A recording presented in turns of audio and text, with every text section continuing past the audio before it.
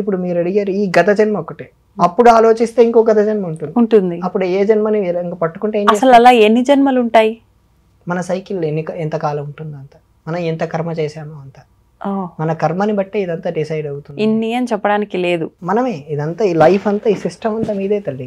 ఇప్పుడు ఇక్కడ ఏం చేస్తున్నారో అదే నెక్స్ట్ జన్మలో మీరు డిసైడ్ అవుతారు. అంటే ఉదాహరణకి ఇక్కడ బాగా పుణ్యం చేశారనుకోండి, మంచి సంపన్నమైన కుటుంబంలో పుడతారు. కానీ అది కూడా మళ్ళీ కర్మే, మంచిగా అనుభవించడానికి వచ్చినా మళ్ళీ జన్మెత్తుతాం. మరి ఎప్పుడు ఇదంతా బ్యాలెన్స్ అయిపోయి ఎప్పుడు తరిగిపోతాయి, ఎప్పుడు జన్మ చేయాలి అంటే నాకు ఇది ఏం ఆశించకుండా. ఉదాహరణకు రోడ్డు పైన ఓ పిల్లాడు కింద పడిపోయాడు.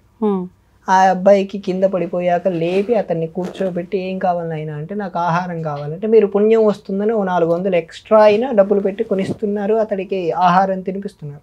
కానీ అతడికి సేవ చేస్తున్నారు అనే కాన్సెప్ట్ కాకుండా నాకేమీ అక్కర్లేదు, వాడు అడిగాడు నేను చేస్తున్నాను అనే కాన్సెప్ట్ లో చేస్తే చాలు, అది నిష్కామం. ఒక చిన్న క్వశ్చన్ ప్లీజ్.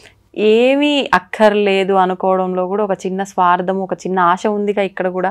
అంటే మళ్ళీ జన్మ వద్దు నాకు, కాబట్టి నేనేం ఆశించకుండా ఇక్కడ నేను వీడికి సేవ చెయ్యాలి, ఇది కూడా ఒక రకంగా ఆశే కదా. దీనికి కూడా సమాధానం చెప్తాను నేను. అక్కడ మీ ఆ థాట్ పెట్టుకోకూడదు తల్లి.